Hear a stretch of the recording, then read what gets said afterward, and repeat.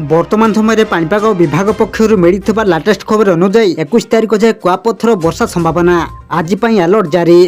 कालबैशाखी प्रभाव में राज्य में बहु स्थान में पाग मेघुआ रोचे, किछि स्थान में काँ भाँ वर्षा भी होउछि। गत 3 दिन हम राज्य में दिन तापमात्रा अपेक्षाकृत कम अच्छी, आगक ताती आहरी कमी पारे।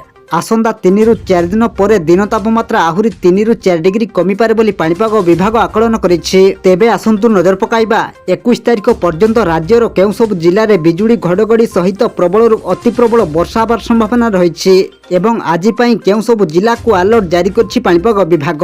से नै भिडियो रे संपूर्ण अपडेट जानिबा, किंतु ता पूर्वरु भिडियो को गोटे लाइक करंतु एवं भिडियोटी को आपण मानक सांगसाथी मानक अधिकरु अधिक मात्रा रे शेयर करंतु। जदि हम चैनल रे आपण प्रथम थर वीडियो देखुछंती ताहले एबे ही चैनल को सब्सक्राइब करी पाखरे थिबा बेल आइकन को प्रेस करी ऑल ऊपर क्लिक करंतु, जहा द्वारा आगो को एमिति पाणीपाग संबंधी लेटेस्ट अपडेट आपण माने सर्वप्रथम हम चैनल माध्यम रे पाई परिबे।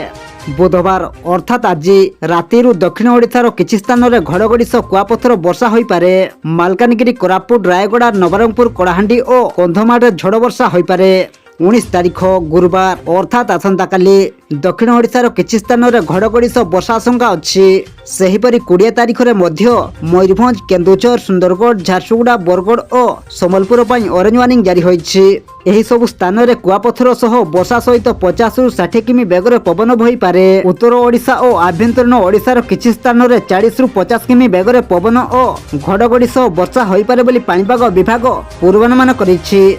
21 तारिख रे मयूरभंज, केन्दुझर और बालेश्वर रे झड़ वर्षा पई ऑरेंज वार्निंग जारी होईछि। आपण मानकु अनुरोध एथि प्रति सतर्क रुहंतु।